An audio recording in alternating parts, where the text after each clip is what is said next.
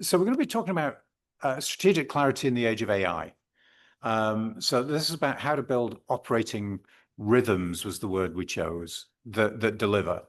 And what they deliver is business results, right? That's what this is all about, is how do we actually deliver business strategy in a way that we get results, right? So it's one thing having a strategy, but if you don't translate that into results, then that's, what's the point? Right? So that's what we're going to talk about. And uh, you know, the path we're going to take is looking a little bit about what's the problem, what some of the approaches are, and we'll touch on what does the research tell us, and things like that, right? So we're going to try and base it on as much fact as we can. This is, doing kind of, anytime you get into kind of strategy land, sometimes it feels kind of soft and squishy, right? So we're going to try and avoid that a little bit, and get right into the heart of it. So today we've got two speakers. We've got Kevin Darbelnet. And Kevin, I'm trying to remember how we met, but we met, 2-3 years ago, I think it was now. And Kevin's background, I'm going to let them introduce themselves, but spent a bunch of time in this sort of strategic planning function at Nestle. Al has spent a career in strategy execution, most recently at Siemens. We're at the PMI Global Summit this week. Al is also a PMI fellow, which means that he is basically a big brain on legs. So, we're really thrilled to have the pair of you here today. So, Kevin, do you want to just introduce yourself briefly? Yeah, and sorry I couldn't be there in person here. It's probably the first time we're this close in terms of time zone, Stuart, here. So, but appreciate the opportunity to be here, and love the collaboration with Al as well. But like Stuart mentioned, my background, I come from the food and beverage manufacturing world, fast moving consumer goods, and really the bulk of my career has been inside of Nestle here. But I'm founder of Strategy Matrix here, and really helping organizations across consumer goods and beyond with strategy execution. A lot of my experience comes from leading large corporate CapEx engineering programs and projects, as well as innovation, and actually worked in the Nestle Waters business as it was sold to private equity.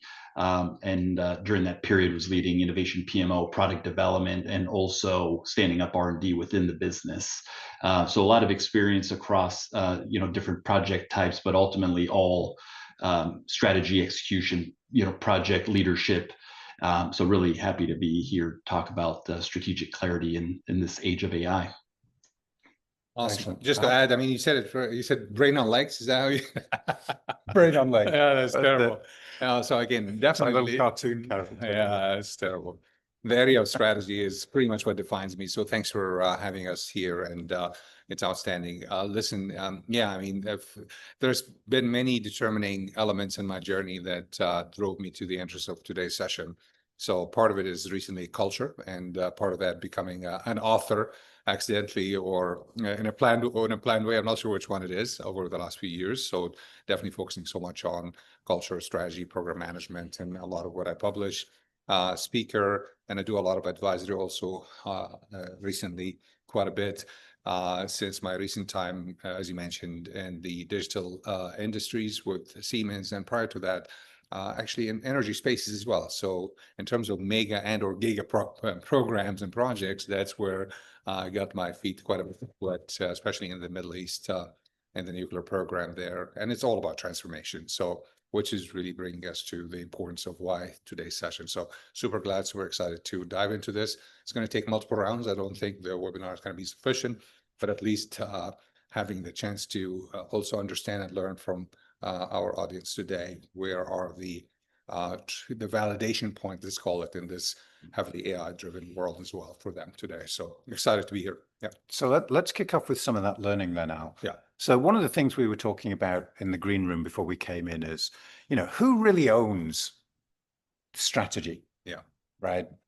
So who owns the strategy process, right, of creating and executing the strategy? So if you can jump into chat and just tell us, in your organization, what's the job title of the person that you think owns the strategy? Is it the CEO, CFO, Chief Transformation Officer, CTO? Yeah. And the Chief Technology Officer? There's lots of places it can sit. So Yeah. let's jump into chat first of all, and just see from the audience, where does it sit in your organization? Yeah, while the audience thinks about that, because really that's my motivation to be here today, is to really learn a ton from the audience. Yeah, because ultimately that's the space that will help us also do a better job and being of help and support.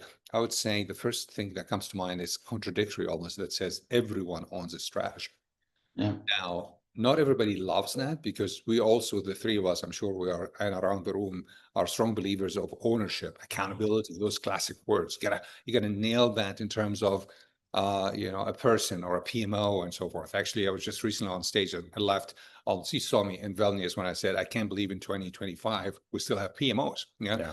I'm not saying that to disrespect anything, but it's truly about the need to completely be adapting and adjusting to the realities of the strategic clarity that we need. So I would say ownership needs to be embedded across the board. That's part of the model we're going to share in our discussion today, but also needs to have still at the end of the day someone, because our good old friend Deming, right? If you cannot measure it, you cannot truly confirm that it has been achieved. So we got to find not only the right measures, but we also have to have some group, some entity helping the extended ecosystem of ownership to still own the final getting across the line of this stage or another. I mean, we all realize that transformation is not a project or a program. Hopefully everyone around the room realizes that and does not use that language, because language does matter.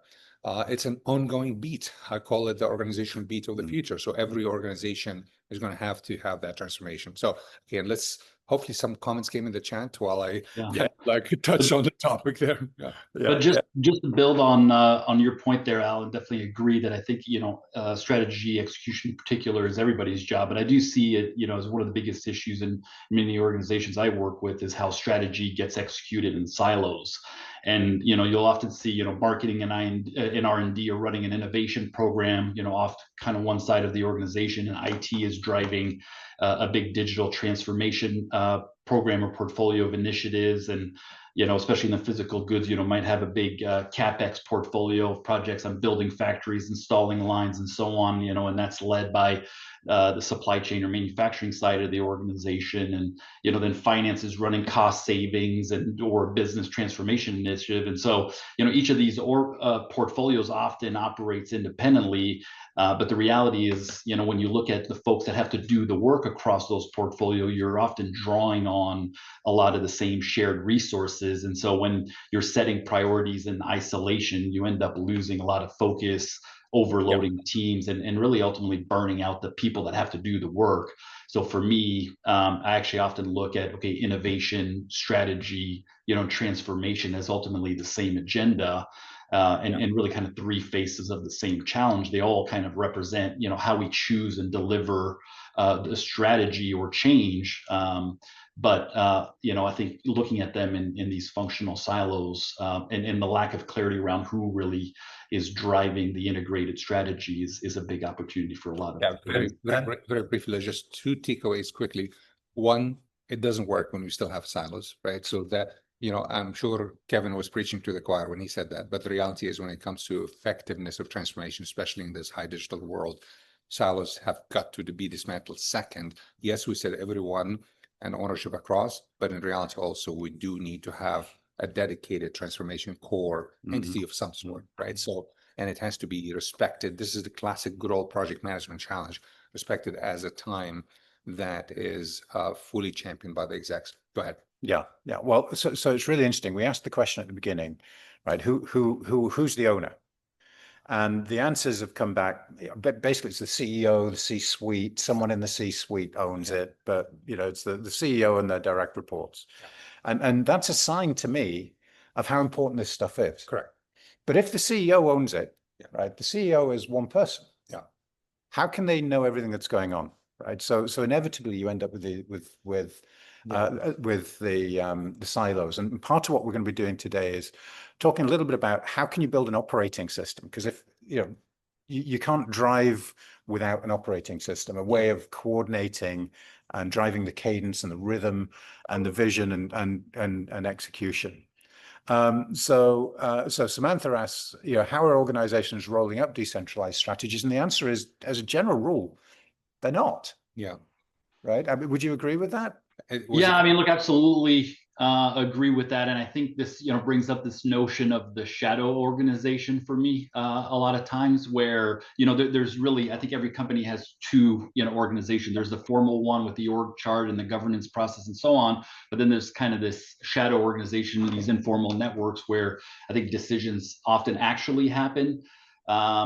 And the problem, I mean, and I think that's just inherent, and I think it's a good and a bad thing because it's human. But the problem is it drives misalignment, and I think this is where you see a lot of pet projects and zombie projects, lurking in the shadows of the shadow organization, draining, limited resources away from critical priorities. And so, actually, this is what I'm kind of excited about when I look at, transparent choice and the collaboration here is how do we bring, more transparency, illuminate the shadowy parts of the organization and bring a little bit more focus and clarity and ultimately alignment around, the critical strategic decisions and priorities that the organization is making, really from top to bottom. Yeah. So another key takeaway, you're sharing some good gems here. I love the expression of the shadow organization, because everything we've talked about so far in introducing today's time here is we're talking about designing the organization. And we're talking about also, I want to hit this fellow next to me, because he said culture and/or strategy seems soft. The reality is just like the same maturity journey we've gone through when it came to soft skills, and realize how hard actually, especially in this age of AI, those skills are, and those are the determining ones, right? Same thing goes for culture and for strategy, right? This is no longer, a choice anymore. Speaking of transparent choice, yeah, it's got to be nailed in terms of making sure not only it's clear, but also, like you talked about, the shadow organization. This is the beauty of culture where things actually happen. It is, that gets us to our model anyhow. So let me just take a step. So we had 3 components to the model we want to share on the session today. One has to do with the human in the loop, which is really that element that Kevin has started talking through. How do, especially in this age of AI, we make sure that anything we do in AI is not just about efficiency. Anything we do in AI is ultimately about achieving of outcomes for the transformation programs that we have. That could be any and everything from external drivers, internal drivers, constrained, not constrained. There's a lot of things there, right? But the human in the loop is ultimately that alignment and partnership between technology and the human to ensure that that's going to move forward. The decision science aspect, which is a beauty behind also the tools and technology and the prioritization that can take place, is something also I'd love to hear your views on, right? Is definitely a key component of that model. And then, of course, the most important piece of all of this, because of the day and age we live in today, is the enterprise agility. Because the reality is, when 2 or 3 of us around the room are talking about the shadow organization, what about the informality, et cetera, the beauty of that, it allows us to find a way to energize continuously the organization, its teams, its functions, etc., to break those silos Kevin started talking about in the beginning, and making sure that the shifting, the tilting, the resiliency of handling the demands that are being put or being changed, or the different perceptions of value, and all the topics that have been bugging us over the years are all coming together in that DNA in the context of that organization. And it does require, back to the topic of our session, the continual way to go back to the strategic clarity, the why aspects of the journey altogether. And that's the key why we 3 wanted to also tackle this, I think, today. Brilliant. So let me tell you a little story. Yeah. You've heard this before, because we spoke about this in Vilnius when we were both out at speaking at another conference there. And so when I talk about this softness, this woolliness, right, what I really mean is that you've got the CEO, and the CEO probably has quite clear strategy, quite a clear vision of where they want to go. Maybe the C-suite has a reasonably clear picture, but probably they're all interpreting it slightly differently, or very differently, in fact, right, which is the silo problem. And then you come C-1, right? So you come down a level, right? It gets fuzzier, right? The definition gets fuzzier and less aligned. By the time you sort of C-2, C-3, it's kind of, what strategy? Do we have a strategy? I don't know what the strategy is. Right. So but that's the most annoying aspect of it. Stuart, you nailed it. That story or that example is excellent. But the reality is, when it comes to transformation and strategic clarity, Yes, the C is going to be busy. The C has other competing demands and priorities on his or her time. Yeah.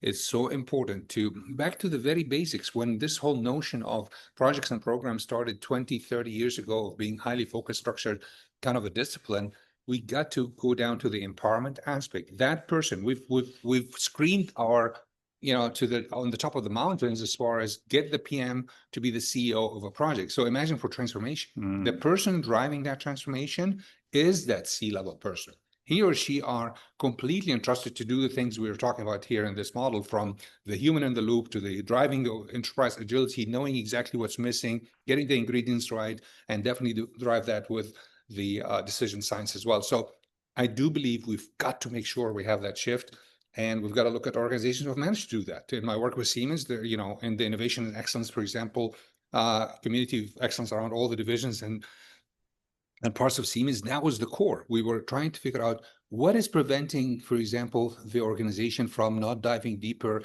in the innovation space. It was elements of appetite, risk appetite, elements of the same old in terms of when its strategy is scaling down, it ends up being a budgeting exercise that's still the same exercise we used to do 10, 20 years ago. This is not the world we live in, right? So it's like a wake-up call. Transformation is a chance to revisit those behaviors, practices, as we know, that have to be altered. Yeah. So let's just step back a bit, because we're sort of getting into the how. Yeah. Let's just talk about the why for a minute. And so there are statistics that we've all heard. Maybe you guys want to share one or two about transformation and how successful it is or isn't. So Kevin, you want to start? Well, look, I think there's a lot of statistics out there that just generally represent that transformation are failing to deliver on their objectives to the order of north of 75%, right? So tremendous failure rate. And again, we could talk about strategy and innovation, and look, digital transformation. I think in some cases last year Accenture had a report was like north of 80% are failing to deliver on their objective, right? So I think for me, failure rates are high, but the why it's important is also has to do with the reality that the pace of change is just accelerating, right? It just feels like the world's spinning faster these days, and whether it's technology or kind of market disruption, supply chain, tariffs, geopolitical issues, sustainable, whatever it is, right? Like there's a bunch of things that are really compelling this change acceleration. And so I think, this is again where it gets back to, in this kind of environment, I don't think organizations are failing to come up with the right ideas and robust strategy. I think they're just failing to adapt quickly enough, but also focus on the right things. Yeah, and what gets complex in these numbers, Kevin, is the fact that it could be worse than these numbers, or it could be a lot better. And we actually don't know. I mean, this is like the Gartners and others of the world. They're doing the best they can with the data and the surveys and everything else. But the reality is, just like anything else, if our measurements are wrong altogether in terms of what success looks like for these transformation programs, especially we haven't adjusted anything. I don't know of 2-3 organizations who have adjusted in this age of AI what the measurements should look like, being augmented by that in this day and age, right? I know many organizations around the room have been investing in KVIs, for example, key value indicators, and shifting to really drive that home and so on and change the mindset. But this needs almost to be a science exercise. The transformation person needs to dedicate an entity, a team, whose job, or a person at least, whose job is nothing but agreeing on what are those right metrics that at the end of the day ensure that the movement and the pilots we run, the use cases that we have in place, et cetera, they are getting us exactly that, back to enterprise agility, the dense we want to create as fast, most effective as we can, and how the ripple effect can be seen for the holistic picture of that strategy, right? So it's not a haphazard exercise, back to your point about the why. I mean, the investment upfront, and you've heard me say that many times, slow down to go faster applies fully when it comes to that as well. Yeah. Absolutely. And there's lots of statistics out there. So I was looking at some research just last week, and 35 to 55% of the overall performance, the profitability of an organization is driven by how well their execution is, how well aligned they are to strategy. So being aligned to strategy isn't just some I know I used the word woolly earlier, but it's actually not a woolly thing. Not at all. We can measure it. Yeah. Right. We can do it. We can drive it. We can work out what is the strategy. Yeah. How does that cascade? Fadi actually made a really interesting comment, because he asked, what do we mean by strategy? Because, depending where you are in the organization, the definition of strategy changes. So we can actually build a strategy where the pieces connect. Yeah. Right. So we're not trying to achieve. Actually, Sorry, go ahead. Let me talk a little bit about that, because actually I spent a lot of time, talking about what is strategy, and also really looking at, how people look at this very differently. And actually one of the organizations that I collaborate and partnered with is Outthinker Network, which is a network of chief strategy officers. And the founder of that organization, Kai-Han Krippendorf, has a podcast, the Outthinker podcast, and has had a number of the global management thought leaders that are all globally recognized as attendees. And the first questions that Kai-Han asks at the start of his podcast is, what is your definition of strategy? And everybody has a different definition, I think, is what you end up coming to realize out of that. But I do like, I think, Roger Martin's view around, strategy is a set of interrelated choices, around where to play, how we will win, and what are the capabilities we need to succeed, and kind of what are the management systems that are going to enable that.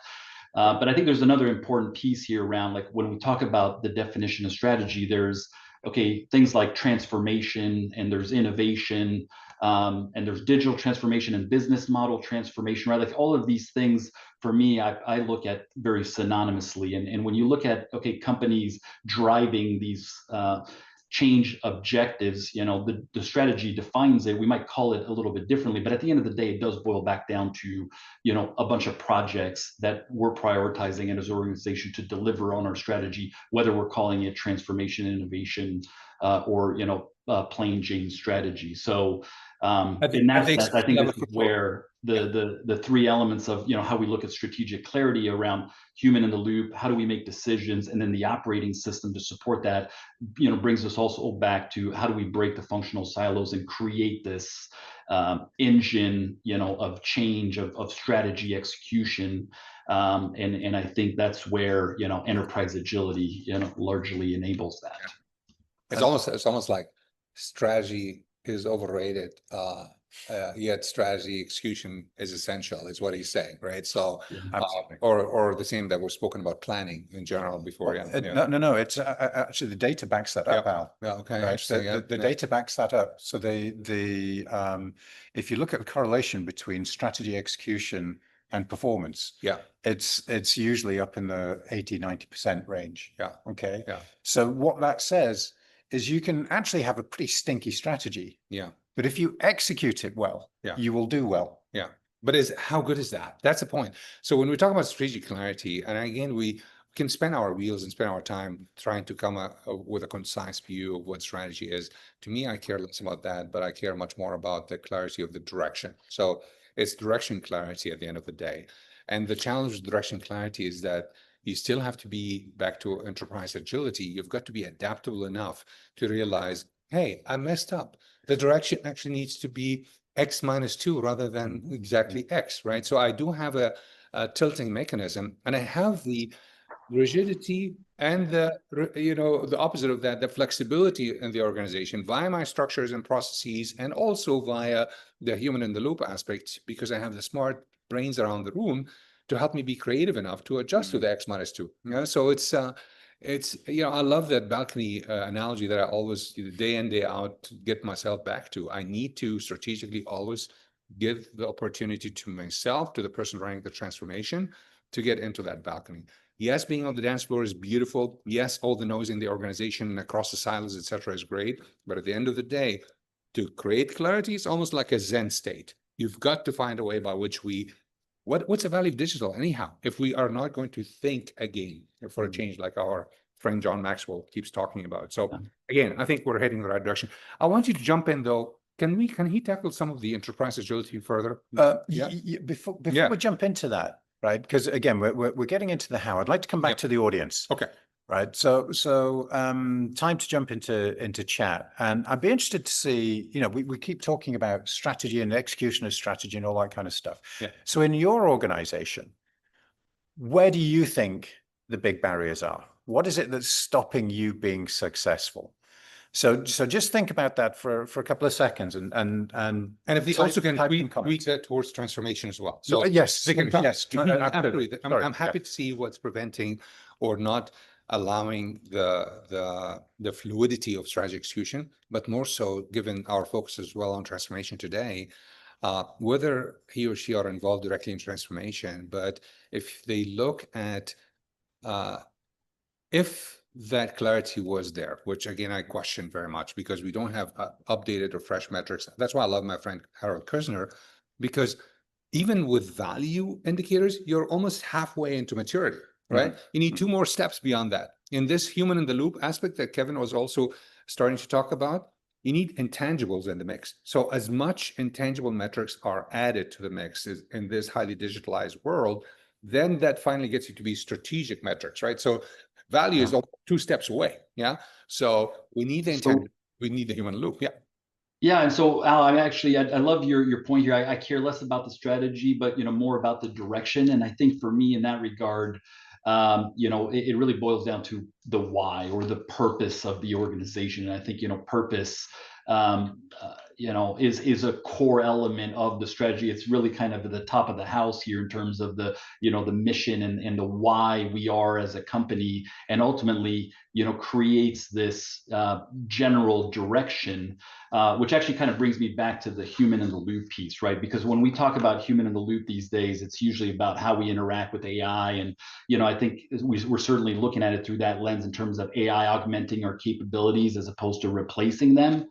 But I like to look at it, also from a broader view as we think of aligning the organization and executing the strategy. And so in alignment, for me, human in the loop, that means, bringing diverse voices into the decision process and really fostering collaboration and pushing decision closer to the front line and giving people authorship so they can kind of buy into the strategy, and defining a direction and a purpose, right? Kind of creates this autopilot, right, to help the front line make decisions that deliver on that objective. And actually, I love Rita McGrath, Thinkers 50 top 10 ranked management thought leader around this notion of the permissionless organization, right? And I think purpose enables that and fosters this human in the loop in the alignment process. But I think it's also very much around when we get into execution, right? Maintaining the human in the loop is about sustaining that same engagement and ensuring sponsors and the top of the pyramid and the steering teams, as well as the folks on the front line doing the work in cross-functional teams, stay informed, connected, and find a way to adapt to dynamic conditions. But one very brief comment, because I don't want even we don't have a large audience, but they're still going to hear that and say, Al, it's crazy when he said strategy. Doesn't matter if that's translated. If I say from a transformation standpoint, I need to spend X amount of time up front on the direction, I still would want to spend 2X, 3X on strategic planning, et cetera, and all that. But at the end of the day, all of that may not matter whatsoever when the battle is on, right? Because at that point, the troops and the mix and the dynamics and all that will change. However, I got something very useful out of that exercise. I got my scenarios, I got my preparation, I got my risk management response plan. So I increase my adaptability and resilience. So the investment in strategy and the strategic planning is definitely worth the money, especially in transformation programs. Yet all of that may not pan out if that first X is not spent on that direction. Because at the end, also have a plan for what I said earlier about, so who makes the call on the X-2 direct, adjustments to what that might look like as well. So Laura's just made an interesting comment, right? Which is that some of the problems around execution are about these silos, which lead to multiplying red tape and slowing down decisions and all those kinds of things. Now, Kevin, you've got a really interesting story. I don't know if you can share it from one of your previous employers of that happening. Well, look, I think, when I look at how companies make decisions in strategy, I think you quickly boil down to which projects am I saying yes to and which ones am I saying no to. And so in that lens, I look at that through the view of project portfolio management, right? Here's all of my projects across all of these initiative or priorities. The problem is, I think when you look, especially in large organization, project prioritization is done often through stage gate process, or some form of it, phase gate, whatever you want to call it here.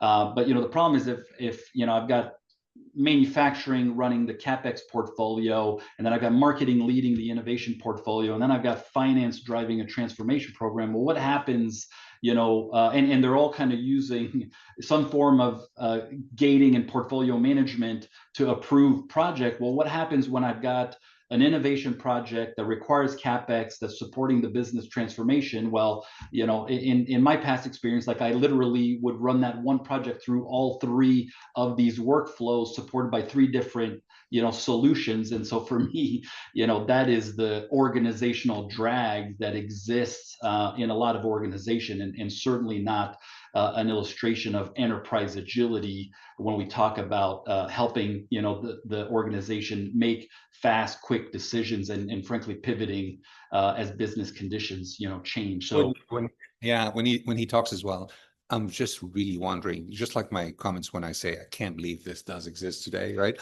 What I can believe exists today still is not increasing the focus on CHROs, right? So we talked about multiple number of ownerships, and because we're talking a lot about organizational design here, and we're talking also about the impact of technology and AI, et cetera, and driving how we work.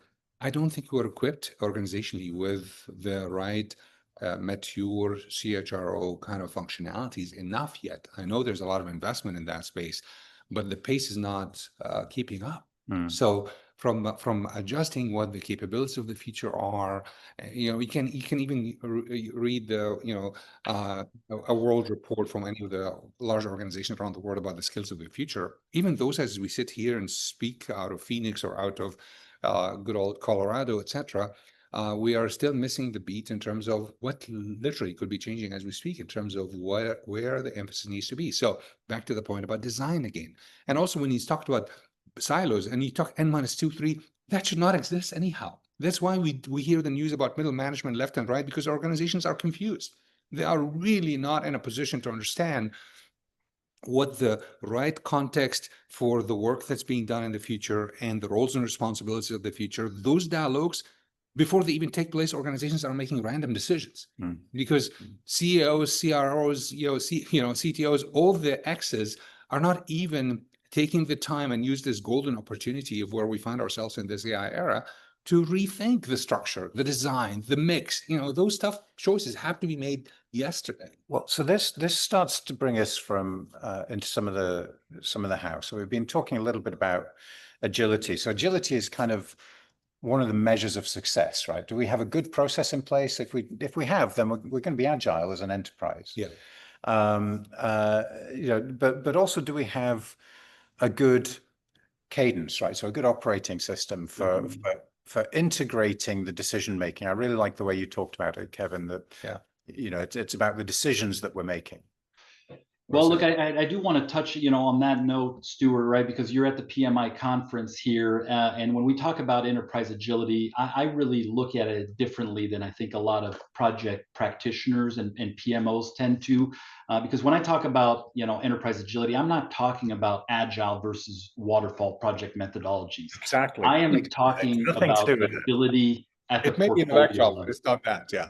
And so I know we've probably got a few PMO leaders in the audience today, and so this is probably for you, and it's a challenge that I have for the PMI and the overall kind of project practitioner community, because again, it does too often get framed as project delivery choices, agile versus waterfall, like I said. But really, when you look at the executive leadership, teams and the problems that they're contending at the enterprise level, the question isn't about how are we running our projects, but more so, are we working on the right ones? And so in that sense, I look at enterprise agility through this lens of dynamic portfolio management and the ability to prioritize, reprioritize, or even stop initiatives, that are operating in the shadows of the shadow organization, as business condition changes. And so, it's about like killing the pet projects, the zombie projects, and the ones that aren't creating value. So your limited resources, the humans in the loop, are ultimately focused on what truly matters to deliver that why and that purpose. And so, yes, I'm challenging the PMO community here. Enterprise agility isn't just about running projects better. It's about helping the business decide which bets to make and when to change them.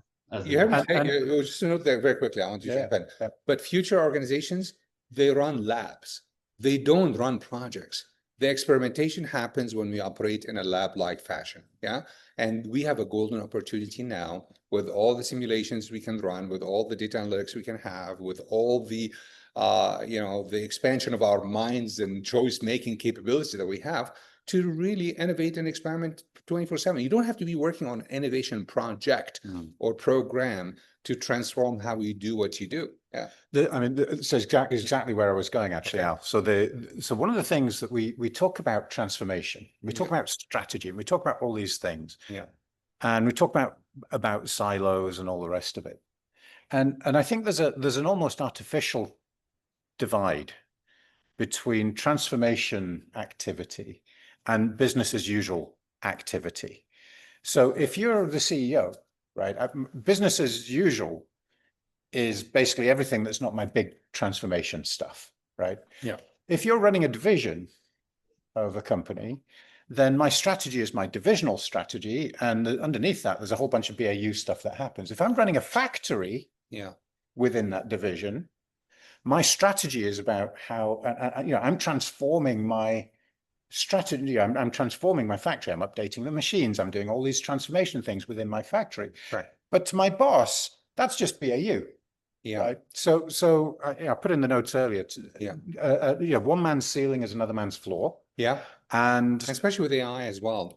That's the point. And AI is accelerating everything here. Well, accelerating, and also to the specifics of what you just said. So BAU, if I see the play for AI, to simplify, just to not make up numbers here, but I would say 80-20. I would say 80% of value of AI is in the BAU space, so that it frees up the time and the ability to really excel in the most complex, which is changing business transformation. Transformation-wise, I still can use AI, maybe, but it's the 20 of the AI I can use, and it's the 80 in this case, the human in the loop aspect, because I do want and need the humans, the leaders, the decision makers, the ones who can help me tilt and do those shifts that we have been talking about. Right? So actually, just to kind of tie that together a little bit here, because I think we've talked about what is strategy. I think there's as much of a conversation around what is innovation. And in that regard, right, a lot of people think of, okay, innovation, is it just new products or services, that marketing and R&D are leading, or is it more broadly business model innovation? And that's another term, from the business lexicon. But business model innovation, right? When you think of a business model, there's different aspects of, okay, what is our product? How do we, what channel do we distribute it? Might be e-commerce or retail. How do we promote it? All of the people, how do we do hiring, and then all the back end, business process. So Al, to your point, when you think of AI in the context of innovation, AI is having an impact on all dimensions of the business model. So I challenge us to look at innovation very broadly, beyond just products, and service innovation, to business model innovation. And in that regard, for me, business model innovation is synonymous with business transformation.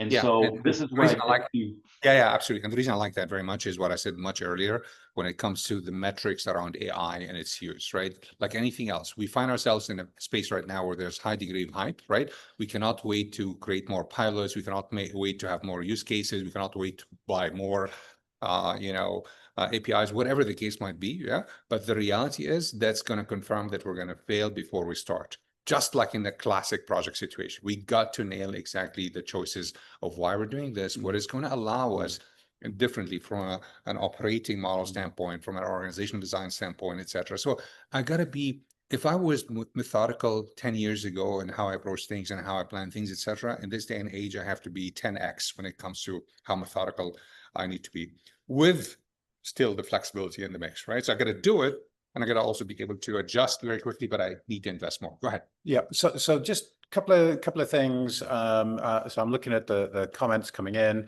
So Ahmed would like to know how we're defining transformation and business transformation, and I think it's related to the question: how are we defining innovation? Yeah. Right. Exactly. 100%. I think transformation that is the is thing. the execution of innovation, isn't it? Yeah, and I don't want to stuck in definitions. I'd love to hear your views, Kevin. It's kind of like almost the dialogue between mega project, giga project. The size. Yeah. Does the size matter? And we've always had that. Does complexity matter? Of course it does, right? So I would say in this day and age, of course, there are projects, like Kevin just said, that are dedicated to innovation, both from a product standpoint, from a solution standpoint, from a business model standpoint, for you name it, right? But all of those are transformation. So if I had to pick, I would say transformation would be the overarching one, because that's the one that's going to stay with us till the end of time, because not a single organization around the room are forced not to maintain transforming it to the end of times, right? Yeah. And then below that, of course, you would have multi-innovations going on. Just those are the program level. Those I'm happy to call programs. Those I'm very happy to have a product life cycle around them if it's really product driven, etc. And I have more of the gates Kevin talked about, and I have more of the education of Agile help me also as a backdrop for enterprise agility, right? It's not this one of the same, and I agree with you, Kevin. Yeah.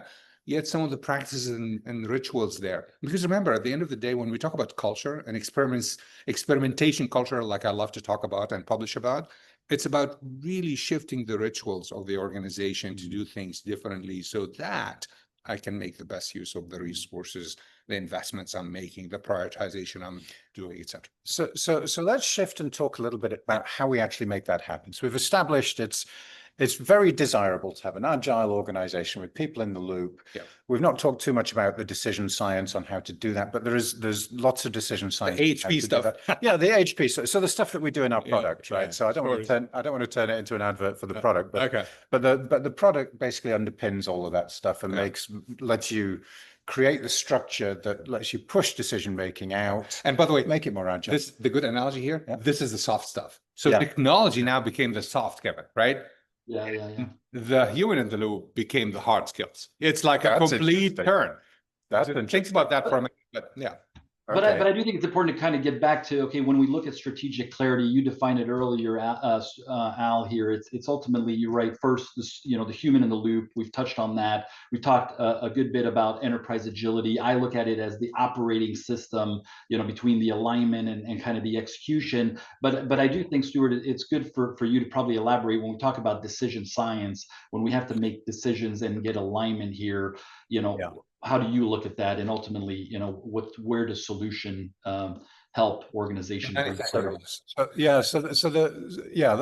that, and then let's come back to let's build something of an operating model for people so they understand it. So within that operating model, one of the things that you got to be doing all the time is making decisions. And the challenge, we've all been in rooms where you've had senior people saying, no, I think we should do this. No, I think we should do that. Right. And usually those people are not actually disagreeing about which of those options is better. Yeah. What they're really disagreeing about is which goals we should be optimizing for. Okay. Okay. So if I care about if I'm in the European stovepipe, right, then the goals that I care about are going to be things that matter in Europe. And so I'm going to prioritize options, investment options, or whatever it may be, that support my goals in Europe. Yeah. But if I'm running the US, I'm going to have different goals. Yeah. Right. And I'm going to prefer different options. So when they're arguing over the options, you have to remember they're not really arguing about options. They're arguing about the goals. Yeah. It's the strategic clarity that's missing. Yeah, it's funny. This is a great point, because when I do those, when I apply decision science of any sort, I have to start by saying, please suspend disbelief. Yeah. Take the constraints off, including the regional, the market, the number of resources, the talent mix, etc. Because to start with, you're going to make the wrong choices when you are constrained in that decision-making process.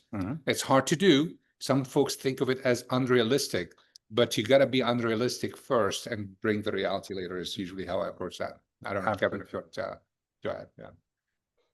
No, I mean, really can't agree more with both of your points here. I mean, ultimately, it really ties back into, decision science, bringing clarity, bringing, transparency around the shadow organization, right? And the choices that we have to make. But we also have to make those choices on a continuous basis. It's not a once and done thing. When we talk about strategy, it has to be this dynamic, prioritization, operating model. And so, again, the keeping the human in the loop, putting some data around how do we make decision and make sure that we're bringing clarity on aligning everybody, so we don't have these pet and zombie projects just draining our focus and limited resource in order to close this gap of failed projects, right, or mitigating some of the failed project statistics we heard earlier. And in a large organization, it's even more complicated, right? Because you've got, decisions are actually often made not based on strategic clarity. They're made based on power, politics, and things like that. Size of the bucket. And I've got a big bucket, and I don't want my bucket to get smaller, so go away, right? And so that's depressing, that. But it is. Well, so there's a bunch of research into this stuff. And we know how to fix it. Right? So if you, but why are we not? Well, because you got to, first of all, I think a lot of people aren't even aware that there are good ways of doing this. Yeah, but maybe we're not courageous enough. I mean, I think one of my takeaways from time today is for the ones around the room to help get the message across. Unless we the ones running transformations need to switch something here and become courageous enough. Not that expense. We're not asking anyone to jeopardize careers or to create enemies or anything like that, but really find ways by which we can have those very critical dialogues on an ongoing basis. You cannot do some of what we talked about without this. So again, in preparation for this, we had a bit of conversation. And usually the first step in any process to transformation is to do some kind of diagnostic. Yes. And so is that where that diagnostic can come in? Because the people on this session may not actually be empowered to change anything. Absolutely. So is that where the diagnostic might help? Is that look, and I'd love to talk a little bit about that. Just to, sorry to take words out of your mouth there, Al, but look, I think, when we look at the approach, right, we talked about, how we look at strategic clarity, human in the loop, decision science, and this kind of enterprise agility operating system. The approach, that this collaboration, consists of is first a diagnostic, right? And so we start with really an enterprise agility culture diagnostic, understanding, is there a clear, data-driven baseline around how well strategy, and culture and execution are aligned, and really getting a baseline here of where are the biggest opportunities, the big rocks, right, that need to be addressed to bring more clarity and alignment. So that's first and foremost before we then go into align, activate, and embed. So Al, maybe you want to comment there. No, I don't want to comment more on that necessarily, but I want to say is that assessments, diagnostics, everybody knows that. What's unique about this one is the anchors we have that, to a great extent define what we have been on in this journey for several months, if not years, right? So you've seen my 3 layers, for example. So that diagnostic follows the layers of the head, heart, and hand.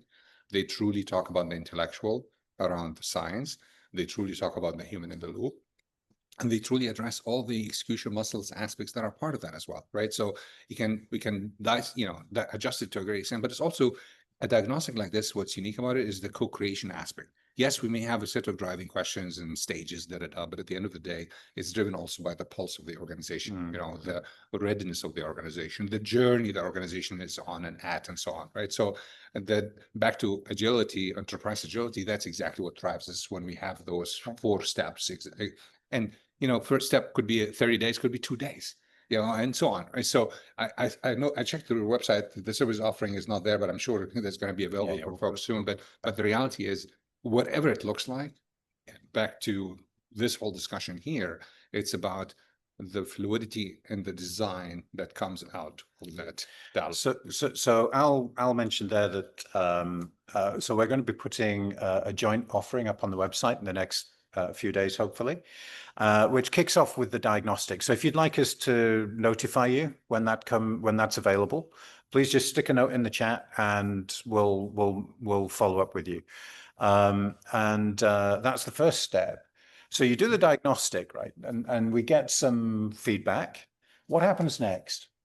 Talk about the other steps a little bit more. Yeah, you can talk about steps 3. I love the last one, which is embed, because to me, that's where I want to be right now with the jet lag. It's in bed. Not that bad, but the reality is to really, at the end of the day, even though it might look like sequential and steps that are done, I'm a firm believer of the interconnectedness about any model you use for the design, for the actual implementation, So I'm a big fan of putting some embedding along the way. Go ahead, Kevin. Yeah, and in that regard, right, I think it's about tailoring, right, and adapting in this kind of agile mindset that we've been promoting here, right? So I think the diagnostic helps, define a baseline of, okay, where do we really need to, focus our attention here, right? Because we can't boil the ocean. So, but generally, right, it's, diagnose, align is another, I think, key element here. And I think that may be in the form of a strategic prioritization workshop. And this is actually how Stuart and I connected, because I love transparent choice and the power of decision science to bring clarity to what really matters, using this AHP and ensure that every voice, right, and to keep the human in the loop is heard and the trade-offs are made with transparency and clarity. So diagnose, align the organization, and then, it's about activating. And this is, for me, once we've aligned, initially on the critical priorities, what's the operating system and the capabilities that we need to keep this execution and this alignment, dynamically in sync, with the strategic intent or the purpose that we talked about, right? So this is about, fostering the right ability to adapt quickly, the innovation culture, the enterprise agility operating system, that creates this drumbeat or rhythm of the organization before, we then focus on embedding that here. Very briefly, what I like about the activate is that where the organization can own most of that anyhow. The organization, the teams on the ground. I think the role of somebody externally like you and I or somebody else in the mix in the activate can definitely, if we establish and succeed in the first 2 steps, that third step can highly be owned by the teams, because that's what brings folks and impartial views and so on to the embed phase to really, okay, so that's what was experimented, that was implemented, is what this pilot led to, etc. And maybe still engage a little bit with someone to give you, the solid advice, but ultimately, okay, from there, how can we truly embed certain changes in behavior and well, and in that respect, when we pull back from all this, right, like at the end of the day, what we're talking about, right, is not just a solution, right? It's a holistic approach in terms of how are we building the capabilities inside the organization to perpetually kind of transform itself and stay relevant in this, dynamic business environment. So that's where, again, diagnosing, aligning, but then activating, embedding is really kind of implementing those capabilities that will kind of sustain that business, with the right agility and innovation culture to really execute. I call create the smart thinking, learning organization almost to help take the lead eventually. And a lot of people on this call are come from more of a project management PMO type background, and in a way, what I think I'm hearing from you guys is that this is like doing proper benefits management for the entity. Please suppose value management. Well, value management, benefits management, whatever you prefer. We have a CEO here at PMI who usually, when he hears the word benefits, thinks about human resources benefits. Okay. Yeah. Well, so by that, I mean, a lot of people think benefit management, value management is about how you execute and the project. It's not. Yeah. It starts with what are our goals? Yeah. Then from the goals, we brainstorm which projects we should do. Then we execute them well, but we make sure we do the change management to land the benefit, which is the embedding. Absolutely. Right. That's the embedding. The only exception to that is because of the debate around goals and objectives and let's call it direction, for lack of a better word right now. Okay. Sure. Okay. So and then the thing I think, Kevin, that I think you added on there is making sure that because we're doing that at the enterprise level, that we actually have a mechanism, a cadence, a structured process to make sure that we are iterating, right? That we're not just locking into a direction. Yeah. And then just keep walking in that direction, regardless of what happens. And hit the wall. And hit a wall. Yeah, absolutely. Yeah. So I think what we've done, we've spent an hour And we've realized that this whole discussion is about benefits management. A couple of final questions, at least. Are there good questions we can actually learn from as well? Well, so I think we're more or less at the top of the hour. So the thing that I would love to do actually is just reach out and encourage people to engage in the diagnostic, right? We'd love to get started with a few people from this call. If you think that might be useful in your organization, then please just drop me an email directly or a quick message directly, or drop it into the chat here, and we'll let you know as soon as that is officially launched. And then from there, we'll plug Kevin and Al in to figure out how to get that delivered. Yes? Yeah, sure. Excellent. Can I ask, at least if there's questions? You can. What is the one word that resonated with folks around the room? Maybe if you can add that in the chat. Yeah. So jump into chat again. What's the one word, one idea that's resonated the most? What's the one thought that can help us, three of us also learn about tweaks we could do to our views of transformation in this age of AI? Yeah. So, and I'd add in there, again, nobody bit earlier when I asked, what do you think is the biggest barrier? I'd also love to hear that. Nobody bit on that one. Absolutely. So as we're wrapping up there, just drop your little last comments into the chat, and really, I'd love to thank everybody for joining us. Obviously, amazing. Yeah, guys, right in there with silos. Yeah. I mean, I think silos is definitely the one for me that we've heard here. Yeah. Breaking silos and breaking down that friction or that organizational drag here somehow. And the only comment I would say there on the silos piece, and not like I've been always successful at it in my career, my journey, but I've definitely tried, definitely had my scars, is instead of complaining about it, please own it. Do something to definitely tackle that. Because the silos start with the mind, actually, before the structure. Yeah.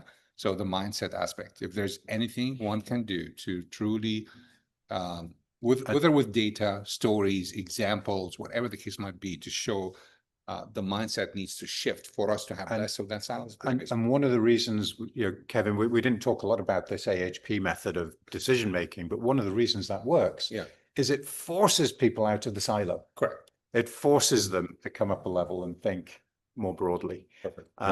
And build understanding between silos and across silos. So it's a really powerful technique. So fantastic. Thank you everybody for joining us. Thank you guys for such a great session. And as I say, do drop me an email. We've got a few people who've kind of said, they'd be interested in the diagnostic already. But do drop me a note on LinkedIn or wherever, or an email directly. And let's get some diagnostics under our belt. Let's be brave, as you said, be brave, and make the change. Thank you, everybody. Let's transform. Thank you. Thanks. Thank you. Great discussion. Thanks, everyone.